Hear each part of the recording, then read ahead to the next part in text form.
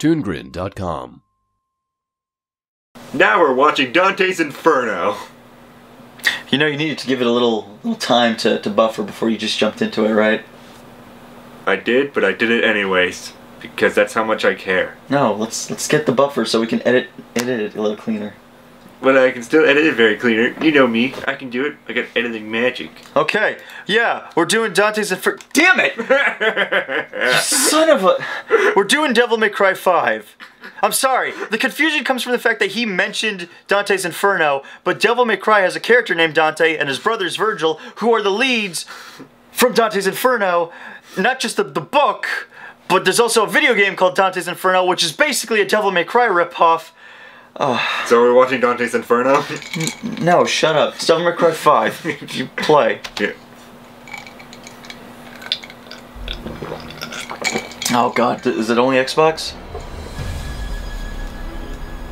Okay. We've known each other a long time. This doesn't look like Devil May Cry.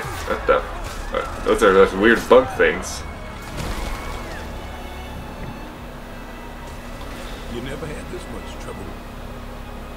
Wow, this is so...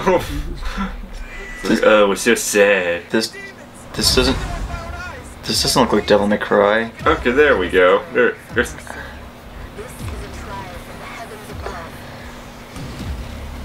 Oh, I'm not liking this at all.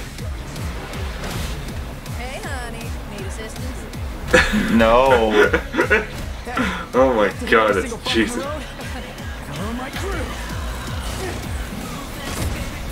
But Dante wears red. Now he's wearing gray and black. This does look like the fun of Devil May Cry. Cheer up, crew cut.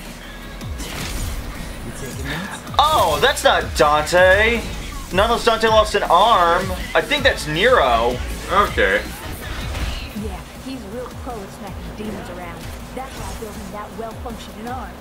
To kick demon ass. Good exposition. Yeah, great exposition. Yeah, that's Nero, because I think Nero had the demon arm. Okay. Oh, they just cut it off? What? No chit-chat or monologue? Just get Oh, see, yeah, that's Johnny and Bosch. That's Ichigo Kurosaki. Okay, well, oh yeah, I can see that. So, I guess it's picking up with 4, where Nero was the lead character, which was something that angered a bunch of people. Right. Oh, that's... My brilliant badass work is worth every dime, you know it. Cash first.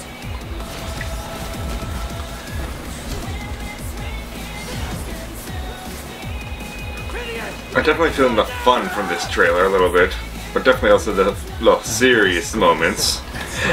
That's not that different from 4. Yeah. May cry. It's neat, is that... There's our boy. He looks old. Well, he's only half demon, so... Yeah, that's true. If this was the lame duck DMC game, he would also be half angel. Because that was one of the changes they made. They made him half angel and half demon when they did the reboot. In the original, he was just a dude who was half demon, so he's half human, half demon. Mm-hmm. I'm not really big on Nero as a character. I don't hate the character either. He exists. That's it. I like Dante. That was my thing that got me into Devil May Cry. And even then... Yeah, Dante is basically just sort of like goofball sort of demon slayer, right? Only when it eventually got to that point. If you really go back to the very first Devil May Cry, they kind of took themselves seriously. A bit too seriously. And then they were like, no, this ain't working out for us. Yeah, that's where you get so that... like how Resident Evil 4 sort of changed from 3. Yeah, where 4 just sort of was 4 the one that started to acknowledge it was funny, or was 4 when it because started... they're like little Napoleon and all that. Yeah, and he's like this really camp villain. Yeah. Yeah, like the first one, they try to be a bit more serious. That's where you get that hilariously, terribly read dramatic line where he says, "I should have filled your dark soul with light," and you're like, what? What's happening? We're gonna write that into a porno. No one talks about 2. Like, we all played it. He had, I think, Letitia or something like that was the name of the female. Because he always gets a female. Every game, Dante would get a new broad that he kind of rolls with. This female? Yeah, this is the new one. This is the new flavor. Because the first one was Tish. Then the next one, I think her name was Lucretia or Lucretia. She was really boring and uninteresting. Yeah. The third one, that's where everything got fun. That's where everything got quirky. Yeah. That's where he meets a woman named Lady. I think her real name is Mary. Okay. There's like an evil priest called like Father Arkham, and he disguises himself as a demonic jester who's called Joker. Right. And Joker's like super quirky and playful and quirky and weird and like likes to tease you and make fun of you. He says stuff like Zowie, and he's like really pippy and energetic and a douche. Yeah, that's fun. Like when he shows up, he like looks at you and he goes, "Oh, it's the Devil Boy," and you're like, "This is fun." Third one is where you get Dante to be really fun and energetic. There's a great scene where he goes to a room and there's a giant three-headed Cerberus. And they start talking to him, and they're all like boasting how like they're the lords of whatever the crap. And Dante looks over at the Cerberus and he's like, "Oh, look at you! Aren't you a good boy protecting the door? You want to go for walks? Come on, I'll take you for a walkie." And the demon dog's like, "What the hell, man? I'm not a dog. I'm like a demon god." And he's like, "Oh, come on!" It's like, oh, Dante's such a jerk. Yeah. That is fun. Yeah, and then like 4.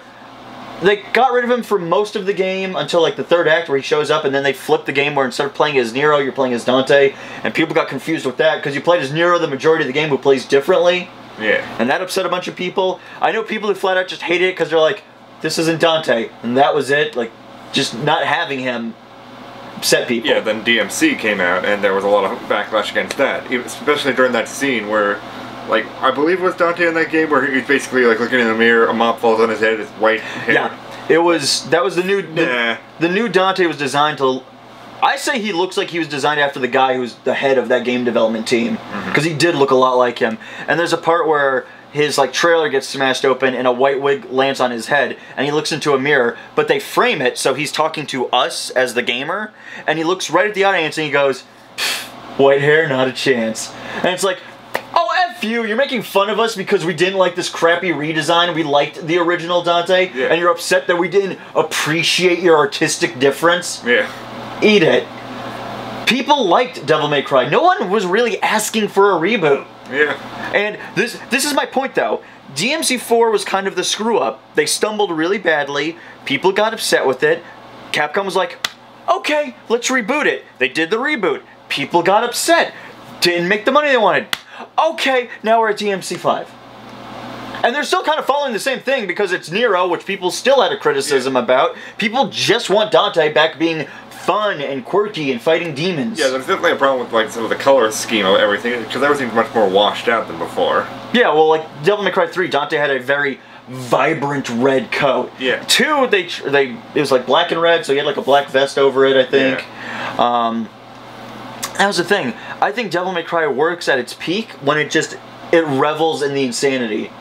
That's what gives it its identity. That's what it's famous for, is a quirky, fun devil hunter who is just cheerful, and he's a loudmouth, and he talks crap. Because that makes him in my opinion, that's what makes him an iconic game character. Yeah. Is that he has a personality that's very distinct. It's the same thing like God of War.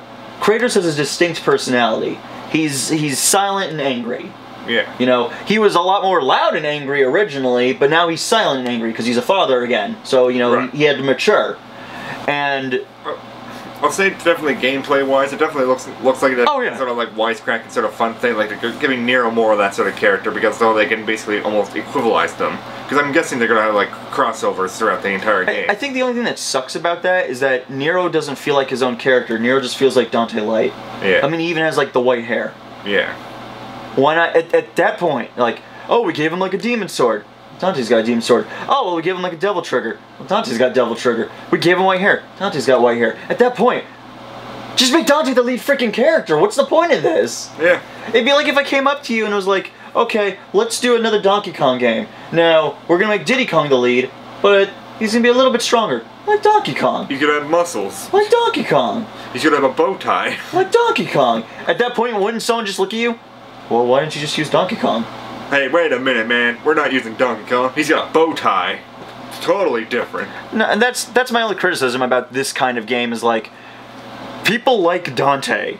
People see him as a iconic video game character.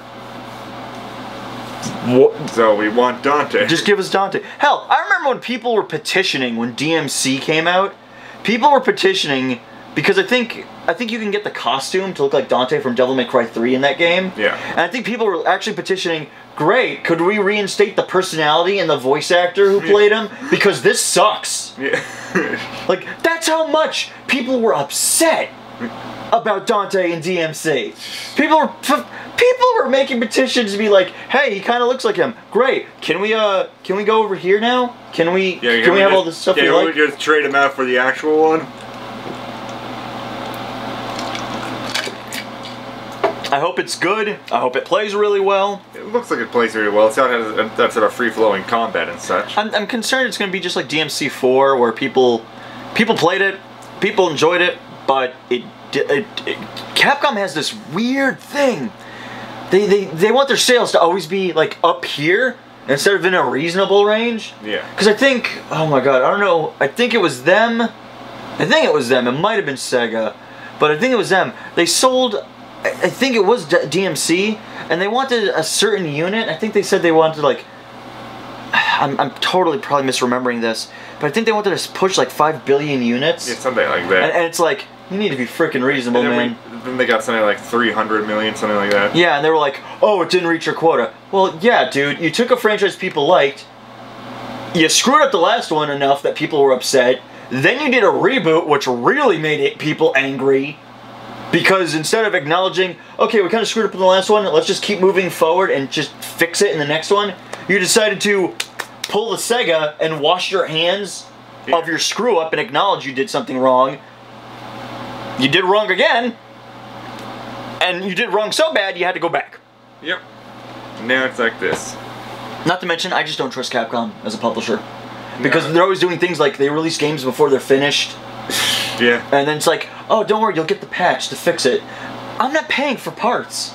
I don't go to Walmart and pick up a television set and it's like, oh boy, I got the bucks. Here's the power cord. Don't worry. We'll send you the rest of the television later.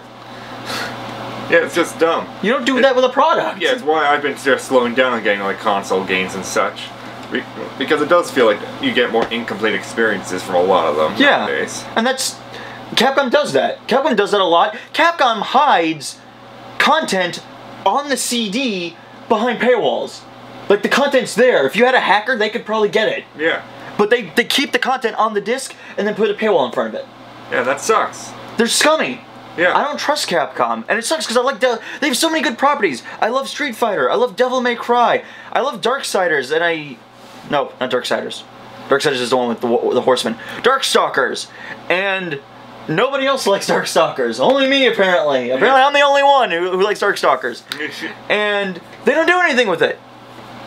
And then when they do things, they do it poorly. Like they did the new Street Fighter, and I remember the one before it. They released a new character. His name was Hakan, Turkish oil wrestler. Yeah. Awesome character. Love this character. New game comes out, drop. And it's like, yeah, you know, we're not keeping that character. What's the point of creating new property? In an era where DLC exists, in an era where we can just have as many fighters as we want at this point, why do they take fighters away? I don't even understand why the freaking, like, Smash Bros does that. Yeah. Where it's like, I can understand some of them where it's like third party, like, okay, like if they couldn't get Snake back because like Konami is Konami and Konami is the worst, hashtag fuck Konami. If Konami was like, no, we're keep Snake back, I understand that. But like when you have like Mewtwo. Mewtwo's been gone for too long. For no reason. I thought it was back in the last game. No, they had Lucario, I think, in the last one. Was he DLC? I can't, maybe it was DLC in the maybe last it was game. DLC. I do remember Mewtwo being there. He had an amiibo, right? Yeah. Yeah, okay. But that's my point, though, is like, in an era where we have so much online stuff we can play with, there's no reason now, really, why we should have such a limitation on, oh, we took these characters out. We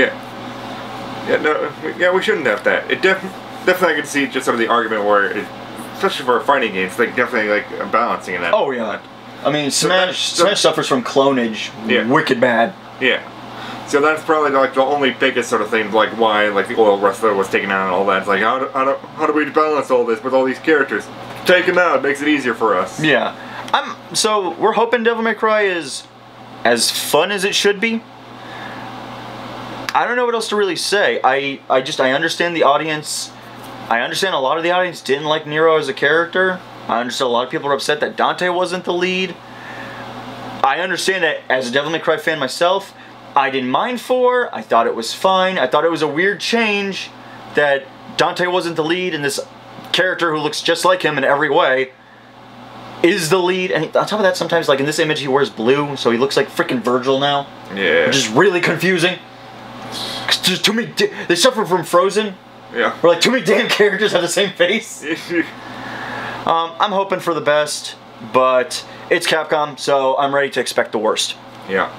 That's the sad truth. On to the next trailer.